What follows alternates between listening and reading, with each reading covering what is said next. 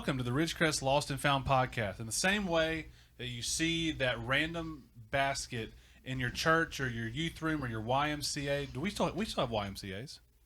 Those still exist. I don't know why you looked at me for I don't that. know.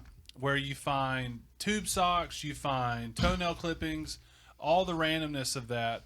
This is what this show is about. My name is Logan. I'm Chester Sanderson. Yep. And today, our guest is none other than Brother Greg. How's it going? You feel good? I feel good. Why don't you give us, as long as you want to, of an intro about who you are, what you do, how you came to be here. All right. Well, I am Brother Greg. Normally Greg O'Neill, but around here, Brother Greg. Yep. And I love this place. Here at Ridgecrest for 29 years almost. And When is 30? What's the day? next year from October. Okay, so it won't be this year. Right. That's going to be wild. Yeah, we did. I forget which anniversary it was, but for one of your milestones, we like went all out. So yeah, we gonna, did a party. Yeah, we're gonna have to really go all out for 30. Yeah. What was it, 25 or 20? Or? It was 20. But fun fact that if I get to 30, I think I might be the longest ever employee. At That was Ridgecrest. going to be my question: is who's outranking you at this point? Brother Joe and Brother Phil, I think they both would generally have said we were here 30 years, but I think when they retired, I think both of them sort of the dates that they started and stopped came out, and I think they were both just under 30 years. I was told with Phil it was 29. Yeah, so it was 29 and change. you Same definitely thing for beat Joe. him. Who was the pastor before Phil? Would that have been Northside Drive, or that would have been? No. Well, yeah. So there was a long interim period where Brother Joe was everything. Oh, okay. He had all the other positions. He was the only person on staff. And that kind of tracks for Brother Joe, is being over everything. Yeah. It just was perfect for who he is, and he carried the church during that time because he was just Mr. I can do all these different things. That's wild. God, we might have to cut that part about me not knowing the other pastors because I've met every one of them, but I can't tell you which one. It'll be was fine. right before. It'll be fine. I don't know all of our church members, Sorry so if it'll be it's fine. you. I'm sorry.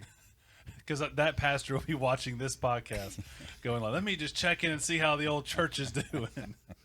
He'd have to be ancient, right? Because I mean, if Phil was here 30 years, Yeah.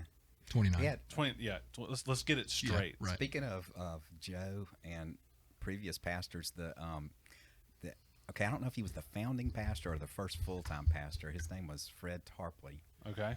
So when I came here, he was very much a senior adult when I came here. He was really elderly, and Joe was, I don't know how old Joe was, maybe late 50s or something, 60 when I came here. And so sometime in his 70s, Brother Joe's mom ended up marrying Fred Tarpley. No way. Yeah. And so, I don't know, that was a fun day in our staff meeting when they announced that. Just, because I was the senior adult minister, so everybody was like, have you had to talk with your, all the stuff that you might have to think about with gosh, that's awesome. Bible studies for youth. They were asking me, had I done that with senior adults, And sometimes that's needed. apparently. Yikes. Yeah, and we just bring it up randomly, have you asked him if you could borrow the keys to the car? Classic jokes. Well, that went away that I wasn't thinking about. The question that I was going to ask to kind of start things off was, how do you get to like brother level of ministry? Because there were times at my last church where some people called me Brother Logan, other people didn't. But then, there's a lot of people on staff who are just, Pastor blah, blah, blah. But you are Brother Greg. So is it a certain church that makes you Brother Greg, or is it a certain age demographic that turns you into brother? Because nobody's calling me Brother Logan. I just always wonder about that.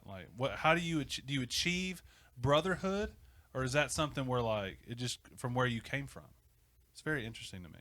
That is a good question. I think it's interesting too. I think to me, I think it's a demographic or an older way of doing things. Mm-hmm. When I first went into ministry, I was immediately Brother Greg. Like the Right. first church that I served part time. Well, the first church I served full time, I was definitely Brother Greg, and I Mm-hmm. was in my 20s, right? And so all these people who were in their 40s, almost be my dad, Right. were my youth parents, and they were immediately Brother Greg, and I don't know, it was just a weird dynamic, Mm-hmm. all these people like assigning you a title that gave you like this elevated status, and they were like way more wise and understanding about Because it's a everything. respect thing. It's a term of respect. Yeah. So in that church, they were very much on respecting their ministers, and so like nobody would call me anything but Brother Greg.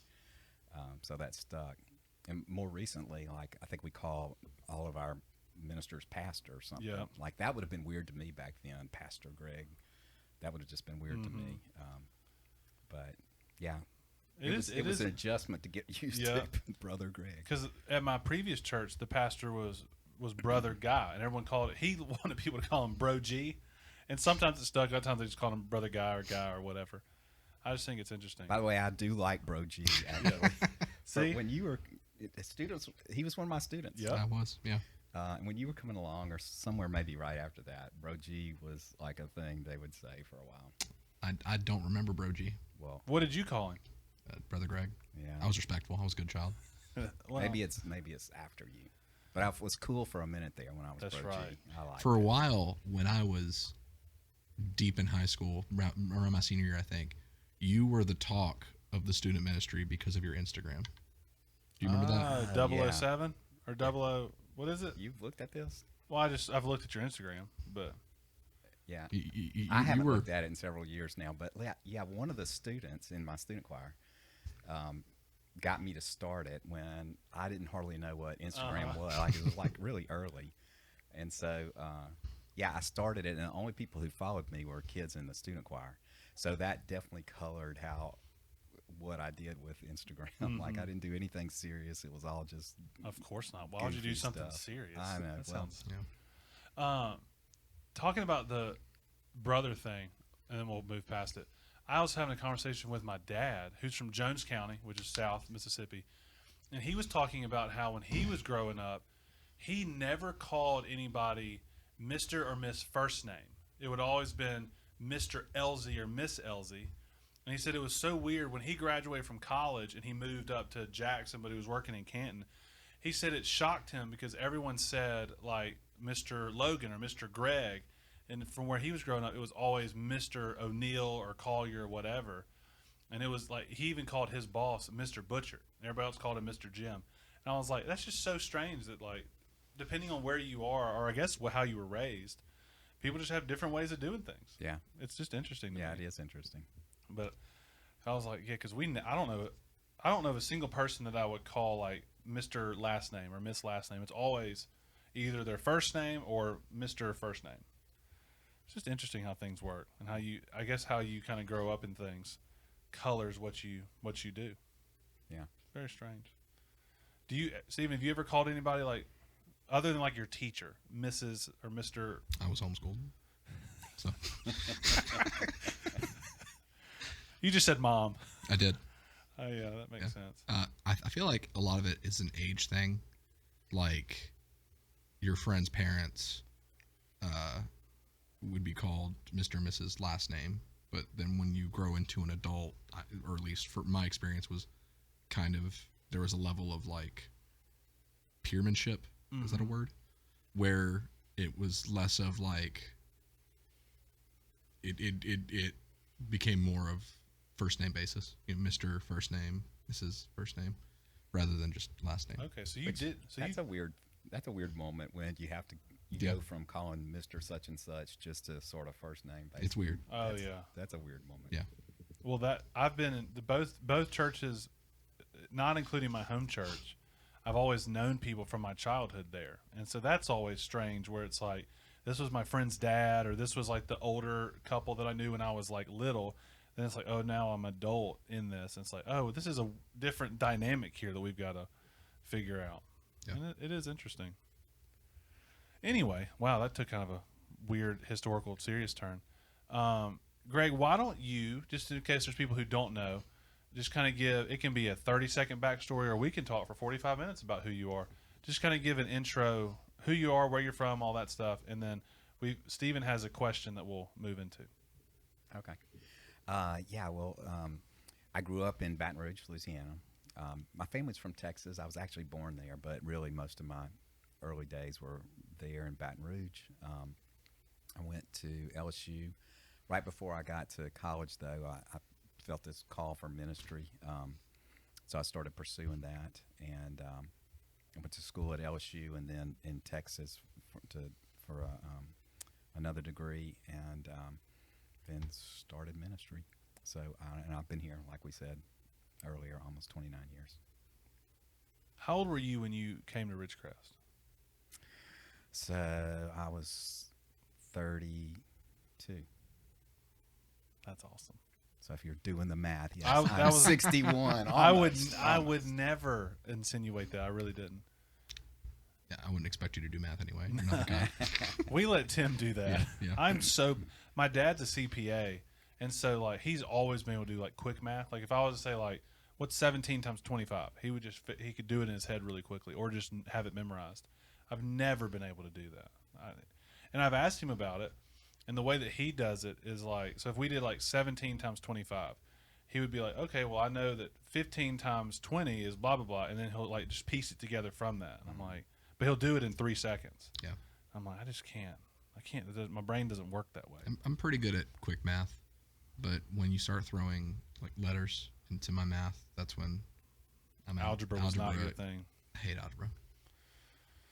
Yeah, I heard someone say that geometry wasn't that bad. You just had to know the angles. And that was a good. That's pretty good. That was on a Focus on the Family podcast that I heard one time. This is great. Pretty good. We got Cash involved with Adventures in Odyssey, Nice. which he loves, Nice. and they're still going. That's wild. It's I like remember those. it's like over 40 years. That weekly they've been putting out episodes. Mhm. It's crazy. Steven, hit Greg with the question. What are? There's no way for me to ask this and it not sound like we all know what the question is. But we do all know what the question is. That's what I'm saying. Oh, okay. Yeah. What are your 3 main hobbies? Like, what are 3 things that you just really enjoy in your free time? Well, let's see. Golf has been a lifelong That's the given. hobby. Yeah. My dad was a golfer and taught me to love that. We love to travel. You know, I think we're going to talk a little bit about hiking. That's definitely been something that I've enjoyed. I enjoy cooking. Yeah. And I'm the cook pretty much in our house. When we talked about having you on the show, the initial idea for like a topic of the show was something to do with cooking and Cajun food. So, Do you know what the Trinity is in Cajun cooking? I don't. What is the? It's something that they add to every single meal. Do you know what the ingredients of the Trinity are? You should ask him. Hey, Greg, follow-up question. What is the Trinity of Cajun food? Well, yeah, onions and bell peppers and celery are like the core seasonings in most Cajun dishes, and so that's what they call it down there. Very, it's a very Catholic area down there, and so I don't know, for some reason that was the holy 3 that you would put in whatever food. Interesting. And it's crazy that they think celery is a seasoning and a base, Yes. but they put it in everything. Celery being the core of anything is Isn't interesting. it interesting? Yeah. What I've asked when I just got here, I was learning about cooking and Cajun seasoning. And I remember talking to Greg a lot about roux, because to me, roux is just a crazy thing, where I would say almost all of their dishes in Cajun cuisine, they throw flour in a pot and you basically get just as close as you can to burning it without burning it, and then you start making your stuff. And that's just how I know they what a build roux everything. is. I'm Italian. I know how to make a roux. Really? Yeah. There you go. Italians do, right? Yeah, like for a base for pasta. I wouldn't have guessed that either. I'm just kind of going along with it. It's French. actually, initially.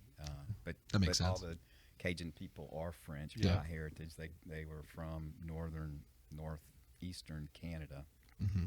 before they migrated to South Louisiana. But roux is there's 5 mother sauces in French cooking, and roux is sort of the basis of those. Yeah. Now we're going way off in the weeds. We're in it. I'm great with weeds. Yeah. But I was watching a video because I had heard from Greg and a few other people that just how you cook a roux is you throw it in there and you stir it and you kind of watch it and you stir it and you watch it because you don't want it to burn. And I was watching, I can't remember his name now, but there was this Cajun chef who the way that he cooked his roux was scorching heat, throw it in there and just watch it. Maybe stir it a little bit, and he let it get to like Hershey's chocolate dark before he was good with it. But he did it in about 90, probably not 90 seconds, but like 2 minutes. And he just cooked it so fast, and that was how he said it works great every time. He says you don't have to take 10 minutes to make a roux or whatever. He's like, just get it going. And it's just interesting. Cooking's interesting to me. It is. There's such a fine line between like this tastes amazing, and then like this you burn the mess out of this and it's terrible, or it's raw and you're gonna it's die. a very fine line between this is great and this is literal poison. Yes. Yeah. And then you can actually cook with poison. So we didn't talk about this with a previous guest, but a previous guest that we had on here almost died because him and his buddies were doing a fish fry, but instead of using oil, the oil was right next to weed killer.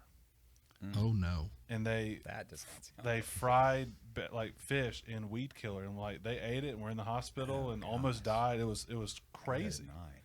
So sometimes it's so fine a line that the line's not existent. Not insulting, but how do you mix those up? I think you get a bunch of teenage. They're not here to defend themselves, so I Yeah. want to be gracious. Yeah. But I think you get a bunch of teenagers who are at a deer camp and probably have cooked very little in their life, and you got all your buddies around. You're just trying to figure things out, and you're like, "Oh, this tastes kind of funny. Oh well, we'll just." So eat they it. thought it was oil that they were supposed to use. Yes. Is the consistency of oil and weed killer comparable? Once again, I don't know how much frying they'd ever actually done in their life. Okay. So they may have thought like cheap vegetable oil. Wow, this is really runny. Did they wonder why on the can of oil it had one of like an X and then weeds on it? No, it was one of those where like clear plastic jug of oil, clear plastic jug of chemical. Of course. Of course. I Yeah. mean, it's a deer camp. It's Yeah. just how it goes. Yeah. Or the little skeleton head. Yeah. The skull and bones. Yeah. Greg, what is the either the most you've messed up a dish or the nastiest dish you've ever made? Well, burning the roux, since you said that, like sometimes you can't really see that it is overdone until you really start adding stuff in. That's bad. I don't know though, to answer your question. Classic Dodge. Greg's never messed up a dish. I have, but I'm really drawn to tell you about Stacy's dish because, like, we first got married.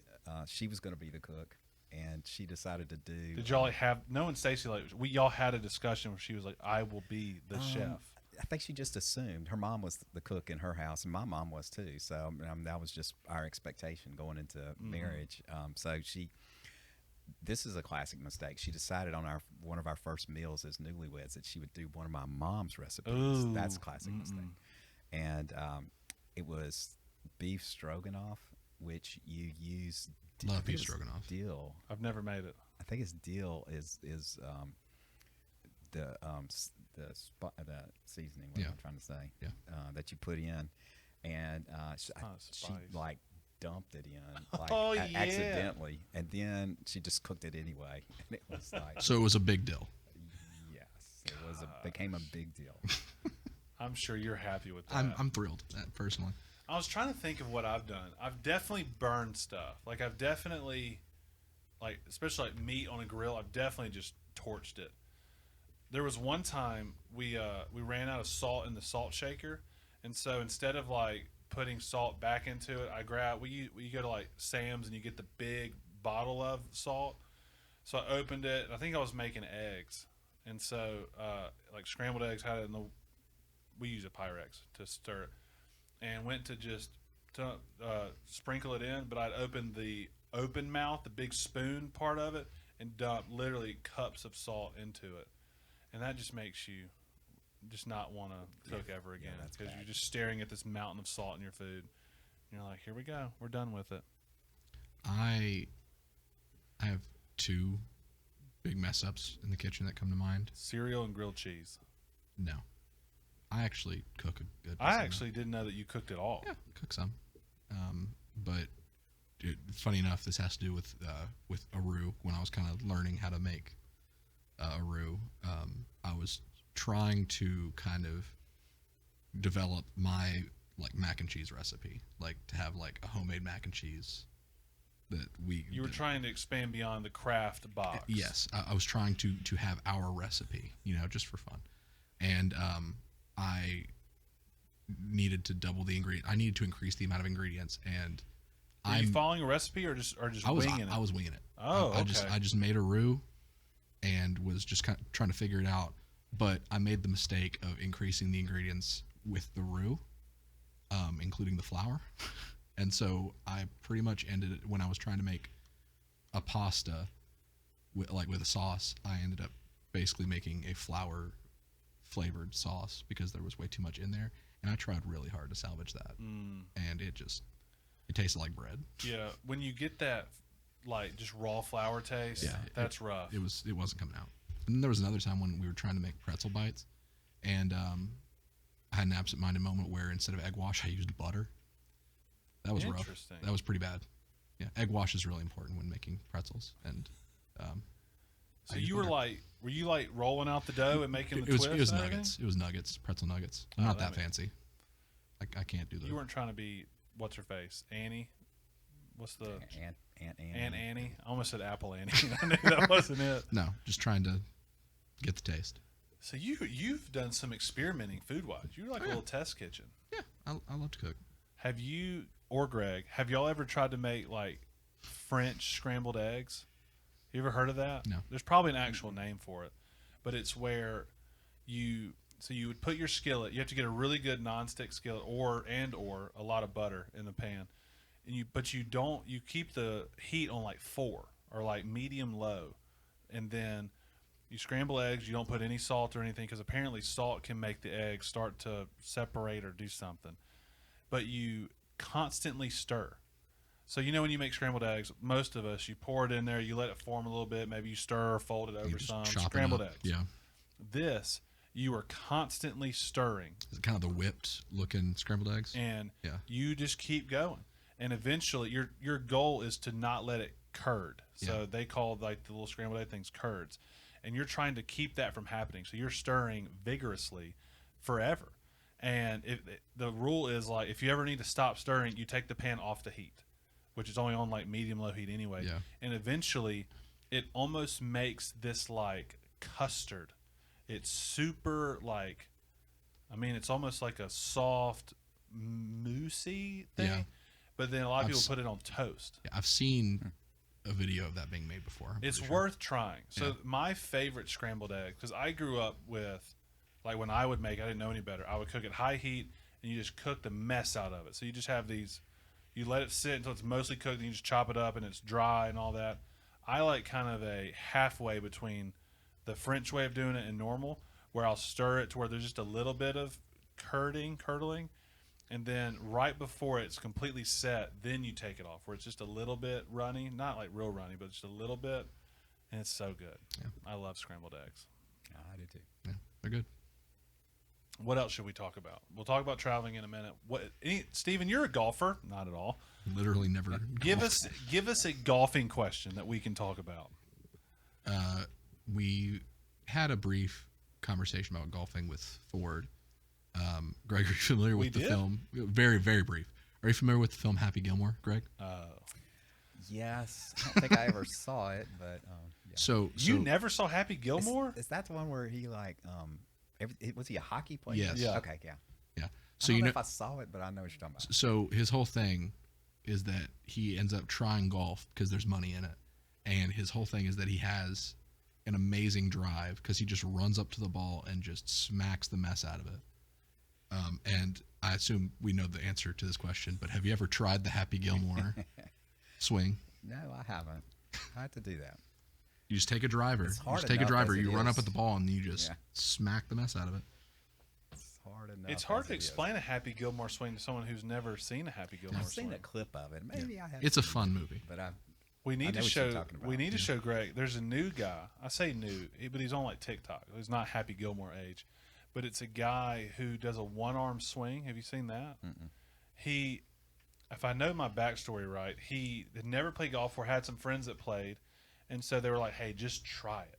And him just not knowing a thing about golf, instead of setting up two-handed, going through his backswing, he almost, like if I'm holding it by the shaft, he almost lassos it and then whips it through. So it's like a up top, and then he swings with a full driver, and he just smokes the ball because he's got so much force behind it, and he just hits it one-handed. And it's the craziest thing. And so it's kind of like the new Happy Gilmore that people are trying to do is you stand up and like you're set up, but then you just hold it up above your head and you just whip it and hit it one-handed. And I think he hits it like, I don't want to say 300 yards because I don't know how far he actually hits it, but it goes out of the camera shot.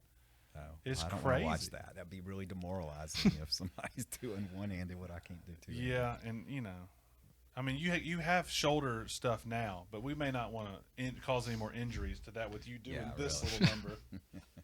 I saw a video. I've got another question after this, but I saw a video of a guy who celebrated so hard on The Price is Right that he dislocated his shoulder. That's wild. And so his wife, I watched it with no sound on because I was in the middle of something. Wife, girlfriend, sister, whatever, someone around his age came up and had to do the wheel for him because his arm was he could So he dislocated it going. in the middle of the show. yes like doing the cheers and everything because he just won one of the mini games and then That's awesome. and for the rest of the episode his arms just dragging like that. And he stayed in. He stayed. Yeah. I have a question. Are you asking a golfing question? Yes, it's kind of golfing related. Okay, I have one, and then we'll do yours because Okay. mine won't take long. Because I think I know the answer to this. All right. I think I know what you would say, but I'm putting a qualifier. Besides St. Andrews, what's the best golf course you've ever been to? Either in terms of history and how prestigious it is, or the best playing. I'll accept either answer.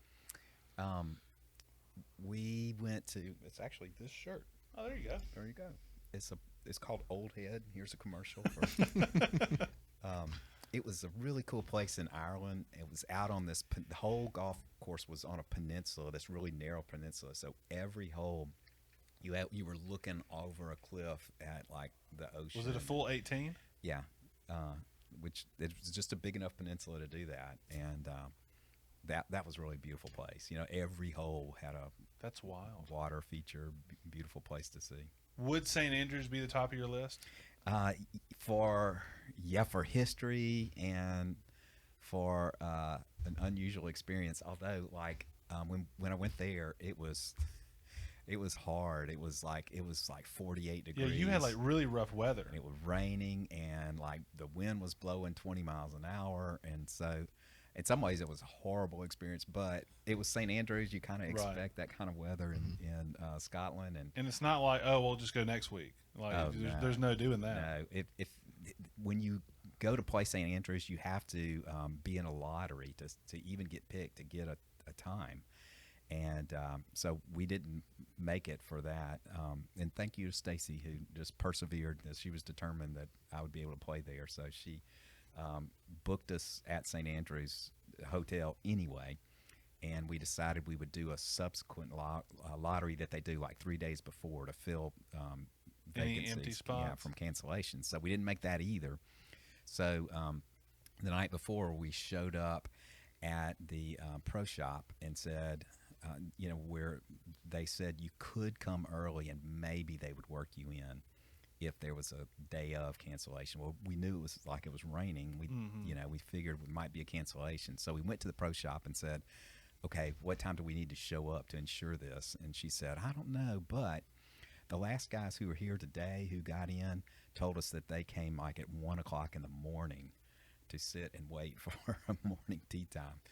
So anyway, Ooh. She and I got up. I think we got out there like at 4 o'clock in the morning or something in the rain.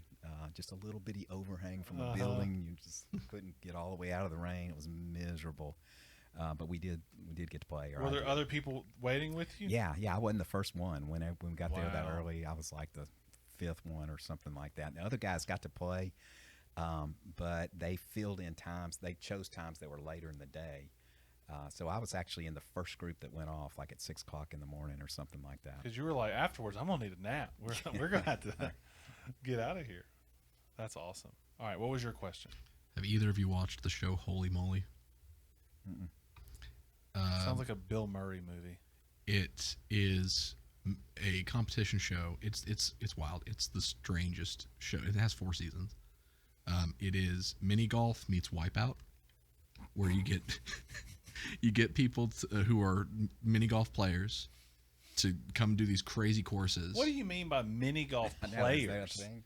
It's a thing. It's like they would have their little video introduction. They'd be like, "Hey, I own a mini golf course," or "I'm a pro golfer," or "pro mini golfer," or "I really like mini golf." Like that those kind of people. Greg, we may have an avenue of sports that we are unaware that we're the best at. You should absolutely watch it though, because the courses are crazy. But of course,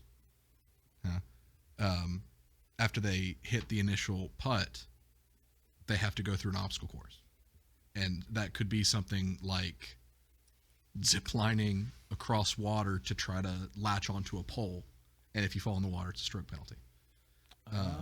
Or you have to like run through these windmills that, if you don't time it correctly, they will knock you into the water. Like that kind of stuff. Just physical torment for these poor people who are mini golf players that have to do like physical activity. Me and Greg are probably going to just stick to the mini golf pro circuit and maybe course. not do the Wipeout part, unless you're into it. I'm I mean, if you're good enough at the mini Doesn't golf, sound like then because a lot of these people, they're just okay at mini golf, and if you're good enough, then you can just take the stroke penalties. That is true. Yeah. I've never lived down the fact that on me and Megan's first date, we went to go to Mac and Bones in Pearl, and she beat me at mini golf. And it was not because I was letting her win. Of course, I tell her that every single time, but she did beat me at mini golf on her first date, and it was very, I don't know if humiliating is the right term, but I was not okay with the fact. Because, people are like, oh, well, you're supposed to let her win on the day. I was like, I'm not doing that. So I was trying to win, and she still beat me. So you take mini golf seriously? I get competitive. I don't know if I would So you weren't one of those people that like showed up in like full like the golf hat and like No. the jacket and No, it's one of those where I was like, I'm going to smoke her, and it's Yeah. going to be funny, and she's Yeah. going to try really hard, and it'll be cute or whatever. And then it was like really close the whole time, and I was like, oh no. Yeah. Like, then you started feeling the pressure, and yes. And that was Froze when up. I got real competitive, and I was like, here we go. And then I think she ended up beating me by like literally one stroke. And I was like, this is the worst. Where do you find Holy Moly? it originally aired on ABC. It is on Hulu. It is hosted by a comedian named Rob Riggle and some other guy who is a sportscaster. I couldn't tell you his name. And Steph Curry is like the mascot, like the basketball player, for some reason.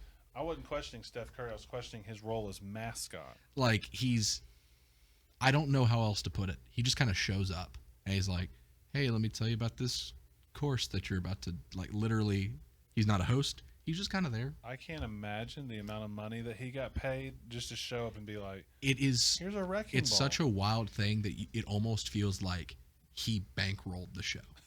Like, it's the kind of show that everyone who watched it loved it, but it's the kind of show that every season it feels like it thinks it's its last season. Because it's just like, it probably is. yeah, and they've made it 4 seasons and they may get a 5th. I don't know, but it's just like, let's just do whatever, and it's just that constant question of who is funding this, who greenlit this show. So this is like currently going. I don't know. Last year I think was season 4, and they had the Muppets for some reason. It's ABC. Muppets The Muppets were there. They didn't play. They were there. They were the Steph Curry mascot. They were the Steph Curry of season 4. Yes. I was thinking maybe I don't understand the Muppets well enough. I don't understand this whole like not having legs thing. That's interesting. The feeling that you're feeling right now, probably, of me explaining this show, is the feeling you'll have watching the show. Good. It's confusing, but it's wildly entertaining. Good. Yeah. You ready to get into it? Let's do it. Let's do our draft. Yeah. All right. So the draft that we are doing today is top hiking destinations. Should we do just real and make it? I mean, we can have fun with either way, or should we do real and fake? I'm gonna have two if we do fake. If we don't do fake, because I don't get out a lot. I don't know if you know that about me. So if we don't do fake, you're gonna one of them. I don't know if I'll have a lot, but one of them is technically a real hiking destination. Are you gonna say Hobbit Town? Hobbit Town? Hobbiton? How do you say it? It's the Shire. No, there's that. That's Hobbiton. Hobbiton. Is the house. Is that right? There's no I way. would have thought that was a town, but That's the town within the Shire. The Shire is a region, right? I'll figure this out. This is the second time in a row I've Googled something from Lord of the Rings. So what we'll do, the way we'll do is, I'm explaining the draft while you find that out, is we'll let Greg go first since he's the guest. And then you and me, Stephen, will rock, paper, scissors to see who goes second. And we will pick, we'll let Stephen do real or fake, and we'll all do real or fake. I'm an idiot. It is the town. Bag End is the house. there you go. Yeah. I couldn't have told you what the name of the house was, but I knew that wasn't it. I didn't even find it. While I was Googling it, I was like, you idiot. It's Bag End. I didn't know. I've been to the Shire, by the way. That was going to be a question of mine. Yeah. Yeah, it's in New Zealand. Yeah. It's this random farmer's property. They built up this mound. Yeah. Planted a tree there that they used in the movie, and they did the first movie, and then they destroyed all the set and stuff. And then after they did the next movie, he was like, just leave it up or something like that. And absolutely. so they left it up, and now bus loads of people come. I'm about to say, every and day. now he's making so much money Yeah. off of just fees. Pretty much my entire list of places I would want to go hiking. Pretty much all of them are probably from Lord of the Rings. Well, don't ruin it, because I'm going to definitely try to steal some. But I have some real ones that I think will be cool too. Okay. Greg, part of your thing is you have to say whether you've been to this place or not. That'll be important. And we'll just go from there. So you're going first, Steven. We're going to do rock, paper, scissors, best 2 out of 3. Great. But remember, we have to do it. I know. We have to say what we're doing it Yeah. throws everyone off. So instead of going rock, paper, scissors, shoot, you would go rock, paper, scissors, rock, or paper, or scissors. And you say it for the people listening on audio. Ready? Yeah. I'm trying to get in your head real quick, see what you're going to pick. Okay. We did do a student game last week we played dodgeball, where we made them play rock, paper, scissors, but they had to tell the person what they were going to do beforehand just to get in their mind, and it messed some people up. We had some people screaming that their best friends were liars. It was great. I'm going to throw scissors. I'll throw paper. Okay. Rock, Paper, paper, scissors, rock. scissors. You liar. I know. All right, best 2 out of 3. We don't have From to the youth, huh? Yep. Oh. Rock, paper, scissors, paper. scissors. Dang it. Rock, paper, scissors, rock. Rock, paper, scissors, rock. Rock, paper, scissors, rock. Dang it. So does that mean can I make you go second, or do I have to go second? No, if you want to give up and give it up and go third, it's just a draft. So I get a pick before you get a pick. I'll go third. Okay. I'll go third. Do whatever you want. Because that way we can, just That's fine. it's easier that way. It'll get less confusing. That's fine. All right. Greg, give us your first overall pick of the draft. Best hiking destination. Okay. I will go with New Zealand. I'll go with New Zealand. Several iconic hikes down there, world famous hikes. Give me one, because I wouldn't have been able to pick an actual range or anything. Well, the one we did, it's not a mountain range. It's called the Milford Track, and Okay. some websites had it as the #1 hike in the world. And it follows this Milford guy who took the natives of New Zealand. Kiwis. No, but New anyway, Zealanders. They I don't think so. their track to make it down to the coast through a mountain pass, and so you follow that. It's a 3-day hike. It's beautiful. The South Island of New Zealand's really a beautiful place. Do you camp in like a building, or is it tents, or how'd you do it? In a building. It's They're government owned little buildings, and they only let like 30 people a day start this hike. So it's really exclusive. It's hard to. It's a lottery that you have to win to be able to do it. And so you hike from hut to hut, and you stay in those huts with everybody else, just like a big communal bunk room, big communal bathroom. Yeah, all the things. So, but it's really cool. I'm not gonna have. Feel free to veto me on this because I could see why it wouldn't be considered a hike, but I'm gonna go with it anyway. And if I get 2 vetoes, I'll pick a different one. Okay. Mount Everest.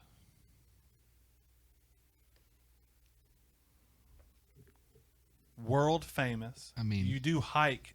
You are on your feet. That's correct. I think there's a little bit of climbing involved, so I would understand if you said no because you're climbing a mountain. Any kind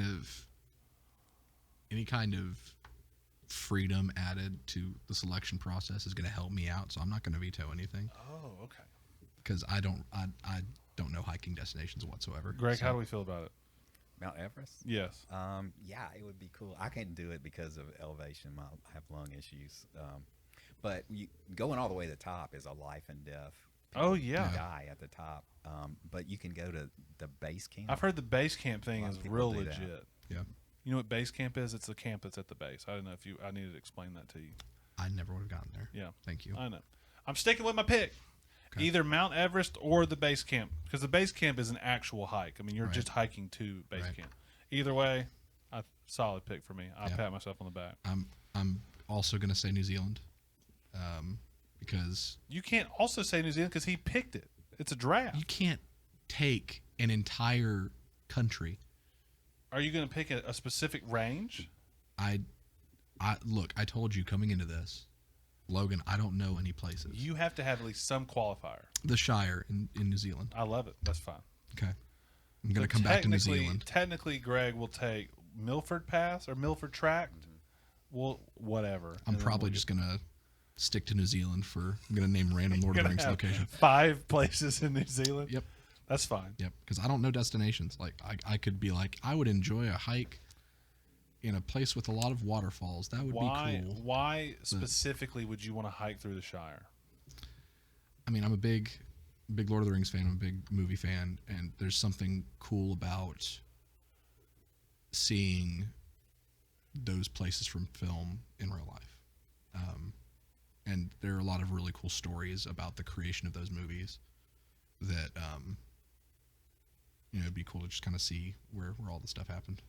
And it's just a beautiful Would location. you, since we're doing real or fake, would you rather go through the area of the Shire that's in New Zealand or actually hike through the Shire of Tolkien's world? Probably the actual Shire, because the hobbits seem like they'd be pretty friendly.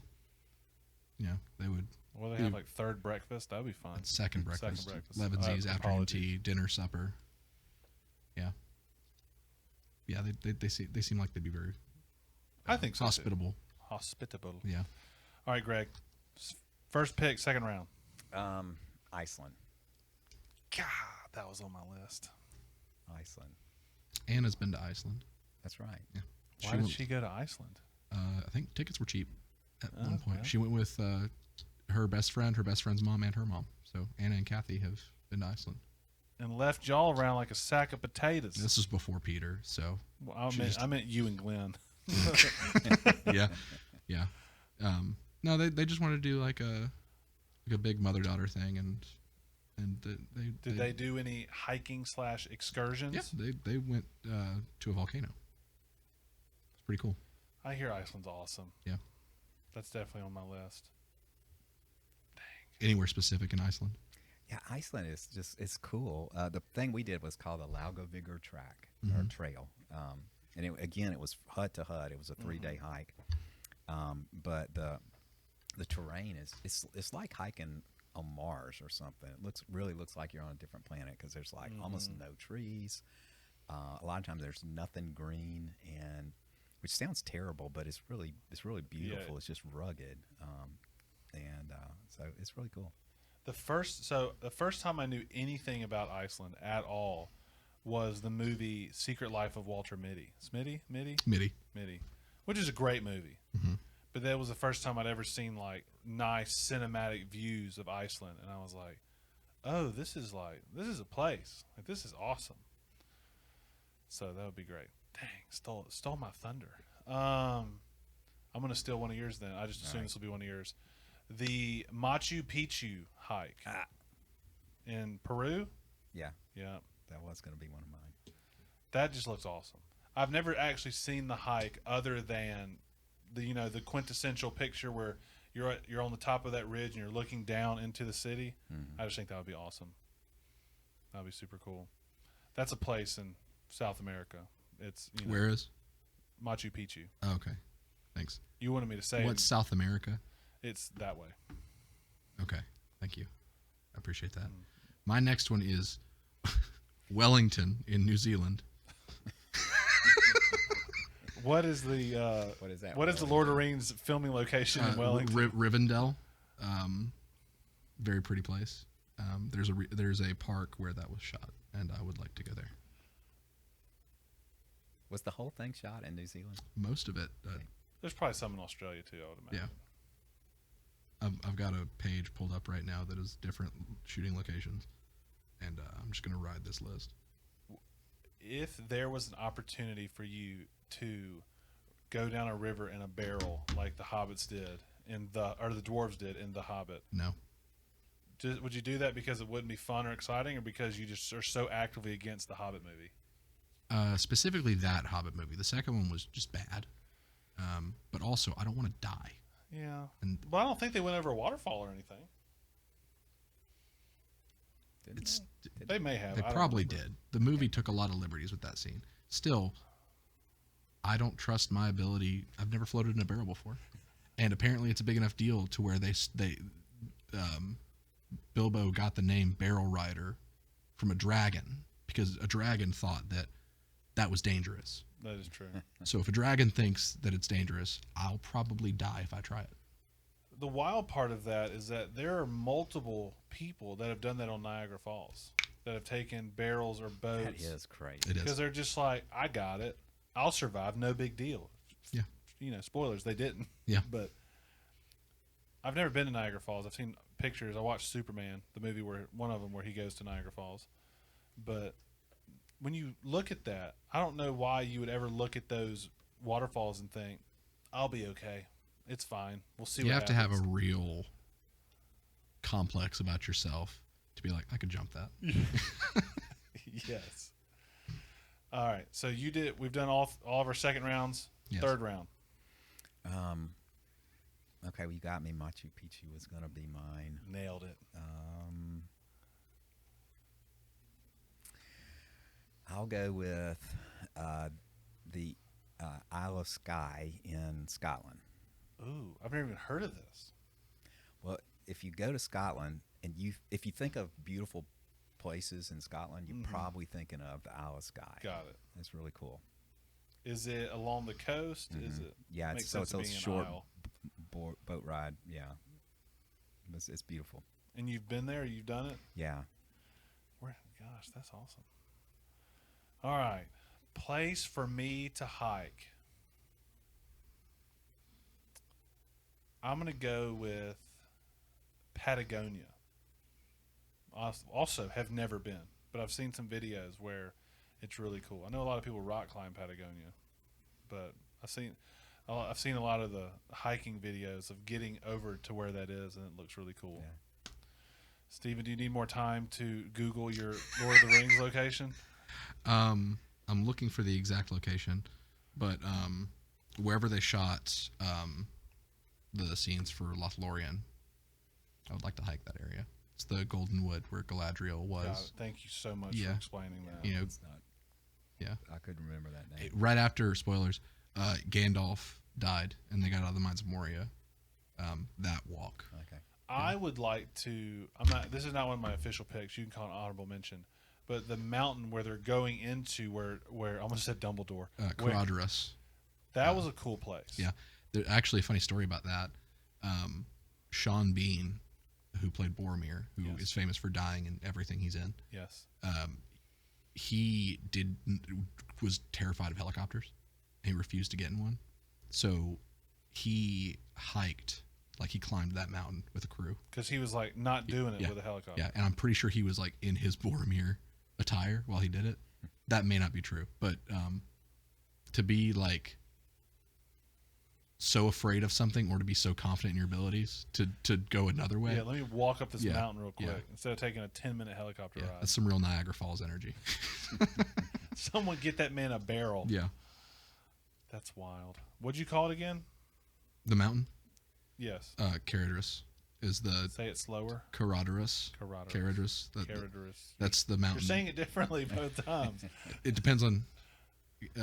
Caradris. Say that. That is the mountain that goes over Moria. I thought that was a cool spot. It was, watching cool. it as an 8th grader. Yeah. Fun fact about that scene. This is just going to turn into a Lord of the Rings trivia thing. In the books, Legolas, because he's an elf and they're so nimble-footed, it said that he did not leave footprints in the sand, or in the snow. And so when you're watching all of them, like, the snow's this deep and everything, he's just walking over it, not leaving footprints. Thought that was a cool. Classic Orlando Bloom too. Yeah. I mean, All right, pick number 4 for Gregory. Let's see. Just taking an area, I'll go with Utah. Ooh, moving into the States. Mm-hmm. That's a cool place. Is there a specific like national park or anything like that, or you just like all of them? I kind of like all of them. We've seen Zion and Bryce Canyon and Arches. Maybe Arches doesn't have any long hikes or anything, but that's beautiful. That's I've really never even cool. heard of Arches. Have you heard of Arches? You've probably seen the pictures. What do you think? You haven't even left Fellowship of Is the it in Ring Lord of yet. the Rings? No? No, I haven't heard of it. That's awesome. Really showing my hand here. I'm gonna go. So I'm also gonna move back into the U.S. I'm gonna do something. It may actually be a national park or forest. Walking through the redwoods of California. I don't even know if it's an actual hike. I don't even know what. I've never been. But I think walking through those giant sequoias would be really cool. That would have been, if I took this list seriously, that would have been on my list probably. That would be cool. You mean this hadn't been serious for you? It has, but if I got to think of it. I haven't picked a fake one yet. So Yeah. my 5th pick, I'm gonna have to pick something that's fake. So my 4th one, were you done? Yes, I'm finished. Fairbanks, Alaska. Look at you, A real real place, yeah. I've been to Anchorage. We almost went to Fairbanks, Anna and I, for our honeymoon, but we ended up doing something a little more relaxed because Fairbanks is kind of more out in the middle of nowhere, and that's where you want to go if you want to see Northern Lights. And it's really pretty out there. But yeah, we've been to Alaska. It's a super cool place, just in general. I've always wanted to go. It's great. Did you go? Were you on like a cruise, or did you just go We went fly in and visit? We went at the worst possible time to do touristy things, but we went at the best time to not be treated like tourists. Okay. Like people, because it was out of season for like cruises and stuff, and Aurora was out of season as well. We went to a Northern Lights tour. Didn't really get to see it. That's a whole nother story. I'll have to tell that one another time because that's a funny story. But just going out in the middle of nowhere to get optimal conditions, seeing the starry sky was worth the price of admission alone because I'd never seen that many stars. But the people, a lot of the locals, the natives, just hate tourists. But around that time, they didn't. Like, they were just really nice, and they would just strike up conversations with us, and so that was nice. But we didn't get to do a lot of the big things that you think of when you think of like an Alaska. Mm-hmm. We did have a cool, kind of a God story thing, where we were supposed to take a tour, just like a van tour. The guy didn't show up because not enough people signed up. So he was just like, I'm just gonna sleep. I think he was asleep the whole time. Mm-hmm. And so we went to the like the visitors area, and this lady who was working there connected us with this guy. I think his name was Eli, who was also a van guide, and he gave us a personal tour, cut us a deal, and we got to talk to him, and he was Christian, and he was talking about how like he likes to use that as a ministry, and it was just a really cool connection that we made. We got to have like just a personal tour where he took us to the places that you normally wouldn't go on like a big tour. It was really neat. That's always fun. Yeah. I would love to talk to somebody because I feel like all of us have at least traveled a little bit, but yet we don't live in I'll say a highly touristy area, and some people may argue against that. But it seems like the Hawaiis, the Alaskas, the places like that where the people are like, we hate tourists, yet a lot of, maybe not Alaska, but a lot of our money and stuff comes from tourism. I would love to have that conversation to hear that side of it because it's hard for me. I've only been the tourist. I've never been the person who lives at a tourist destination. So I can see where it could get frustrating at times when people are taking your spots, I guess, or tearing up your area. I would just love to hear someone kind of talk about, both sides of that. Because I see it as the tourist side where I get to have access to these places and I'm paying to go there. We're putting money into the, the area. Mm-hmm. But listening to someone on the other side, where they're like, yeah, when 1,000 people come here every week, it gets a little rough, or I can't do some things, or things get torn up, and I just always wanted to have that conversation with people. Yeah. You could see how tourists would be annoying though, because like everybody on their vacation is sort of like, I've spent all this money to go here, and it's like this is my time, and you could just see like they'd be me focused instead of That's why I want to hear it from them, because I can see both sides of it. I just have never had to experience that because where we live, we just don't have droves of people coming in. Like in New England where they go up to see the leaves change. All of a sudden you just have these masses of people drive in to stare at trees. Yeah. It's just interesting. Are we on our 5th round? We are. All right, Greg, last pick. Okay, I'm going to go with Norway. Never been there, but we are heading that way soon. Is there a specific area that you're most excited about? Well, hiking around the fjords would be cool. Fjords, not fords. Fjords. Yeah. Thank you. You're welcome. There's a couple of like Instagram spots that people are famous for, pictures that people take that I want to see. It's a long story. That's fine. All right. We have all the time in the world. I went with Brad James to Death Valley. He wanted to go do a photography kind of tour and asked me to go along with him. And you mean like the LSU football stadium, right? You were just taking pictures. No. The other Death Valley, the secondary one in the desert. And so, I don't know. We were taking pictures, and this guy came up and asked us about the pictures we were taking, and then he kind of walked off, and we were like, that was weird. I mean, maybe that was a God assignment that we just kind of missed. He's initiated this conversation, so we kind of followed him back to see if we could have a moment to, maybe share the gospel in some way or another. And so he invited us back to his van. This is a long story. I'm getting to Norway, I promise. Oh, I don't care. I was questioning your decision to go into this dude's van. I know. Well, he's one of those guys that does the tricks out a van to be like a sleeper kind of place. Yep. Buys an old van and completely redoes it with a kitchen and a bed, and just like that's all he does. So like he was from Tasmania, like the Tasmanian devil. Yep. And so like he's here in the desert in America. Well, apparently he does this, like he'll go to a country and buy a van and then just stay there for 2 or 3 or 4 months, fix it all up, and then sell the van and try to make enough money to make it to the next country. Like he was just a nomad. Yeah, basically. But he was a professional photographer. It was the other way that he made money while he was there. He would take all these amazing pictures. So that's why he was asking us. So when we got back and struck up a conversation with us, he was sort of like, "Come on back to my van. I'll make you the most awesome breakfast." I'm trying to think what it was. It was vegan pancakes. That's what he wanted to make us, vegan pancakes.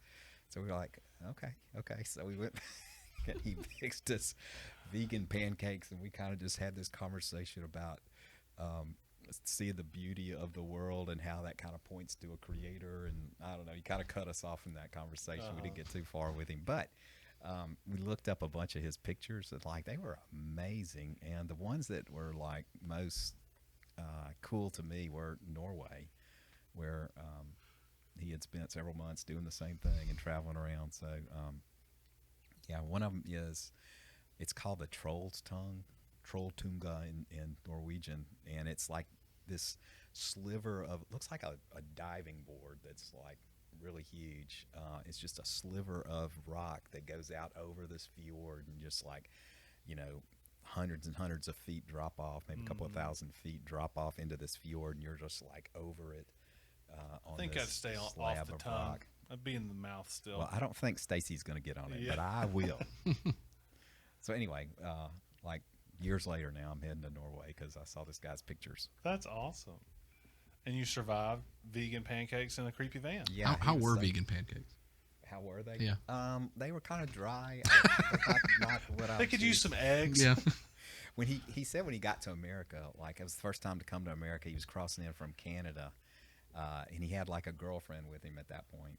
Yeah, you did. I don't know why she didn't stick with him. Probably the pancakes. I don't know. But it was also a pancake story he was telling us here. Like he crossed into America and he was like, I just want to have this American breakfast, man. Just like this huge American meal kind of thing. So he went to a pancake place. And Denny's, IHOP. something like that. They brought Gotta him be like pancakes, that. and he was just like, and it came with a big old hunk of butter. Who eats butter on pancakes? And we were like, everybody I know. Did he ponder that before or after you ate his pancakes? I think he was telling us while he was Well, making yeah. his vegan. So you were thinking, pancakes. oh, this is going to be Well, the a good dry news is meal. that butter was definitely just margarine. So he was just eating straight vegetable oil. Yeah. So it was fine. Yeah. That is Anyway. hilarious. I should tell. It's something weird. Like, I went back and told my mother-in-law, Stacy's mom. She's awesome. If you're listening, hello, Liz. Shout out. But she is just like the most people-oriented person I know. And she just strikes up conversations with everybody. So I told her about this story. And so she looked him up on Instagram. And she started following him. And like years later now, she has conversations Of course with she this does. person she's never met in Tasmania. Well, that's like, so people our age, I feel like this is true because we're more like native to those outlets. Like for some of us, we're less likely to just slide into someone's DMs that's like famous or we just don't know them. But then like you get some older generations where they're like, this is like a pen pal. So I'm just going to go say, hey, how's it going? How's your day? And then it just seems like it's always the older generations that you'll just have these conversations, get to know people because we feel like it's inappropriate. I have had conversations with famous people on Facebook before. Look at you. Like, gotta Matt- give us a for instance. Matthew McConaughey. So, It's about to be an actor off of. no, Definitely going to be. no, it's not. I say famous people. People in the music industry I've talked to. There's a Britney Spears. yeah, we're BFFs on Facebook. Kid actually. Rock. No, a bass player that's really big on YouTube, who went to Berkeley and he's actually a youth pastor. I've talked to him a couple times. Greg, did you know that Steven is like a closet bass guy? No, I did not know. Almost Yes, every you did. episode we have talked about his love of bass guitar. I've played bass, probably not well, but I have played bass on a Sunday morning before. The fact that Greg didn't know that I was a bass player and I have played bass on Sunday morning probably is pretty telling. Yeah, he's been here about 75 Yeah. years. He can't Yeah, remember yeah. every Sunday. I guess. But yeah, and there's another one's a music producer.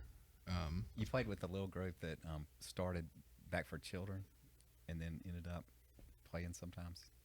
There was a group that started for children. Okay, maybe not. You weren't invited. Yeah. It was now it's awkward. Yeah. No, I played a couple times on a Sunday morning, and then because my graduating senior class was so musically gifted, Oh yeah. I played bass for that. I do. I played "Dare You to Move" by Switchfoot on a Sunday morning. Give us the chorus. No, I would sing it, but I honestly don't know it. well, you're We'll not look it up later. yeah, it's a good song. All right, so you said, what was your fifth pick, Greg? Norway. Norway. My last pick is going to be, what's the What's the planet that Avatar's on? Pandora. Pandora. So you're gonna go to Animal Kingdom at Disney World?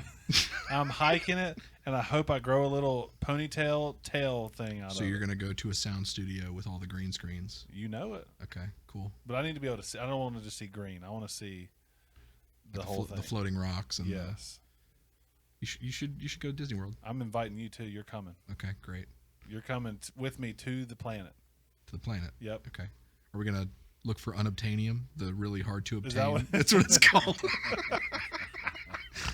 There was so much creativity that just They by just hard stop. by that point they were like, "What are we going to call it?" I don't know. They were so drained. They were like, "What's the whole point? Unobtainium. Call it a day. Sign the script." That's awesome. Italy. You did 2 real ones. I did. Italy's tough. You're going to have to give me some part of Italy. You can't just say the whole country. I have all. See, I don't know. I just know that it's a beautiful place, and I want to go there. I've heard that And I have a lot of family from there. I've heard the outskirts of the major cities are incredible. Yeah. Like when you're just driving down, I guess not back roads, but just country roads, and you're stopping at like little bed and breakfast or vineyards and stuff like that. I've heard that's the best. Yeah. Well, that's our draft. We made it through. Do you remember any of mine? Wellington, the Shire, The place we couldn't pronounce. Lothlorien. Lothlorien. Yeah, Lothlorien, the Golden Wood. I was close. We can do that. Where is that, Greg? That's Machu Picchu. See, Yeah. I'm going there third. Okay. And then Fairbanks, Italy. Alaska, and Italy. Yeah. So that's good. Yeah. Greg, you had what? What were your 5? Oh gosh, New Zealand, and what did I do second? Oh, Iceland, and I I did feel like he stole it with Iceland. Utah, and Norway. Is that 5? Yep. And then I had all mine. So, What were yours? I said that because I'm not going to remember. I feel like we'd get a different 5 if you. I said, yeah. The redwoods. Yeah, that was like 4. Yeah, Pandora for some reason.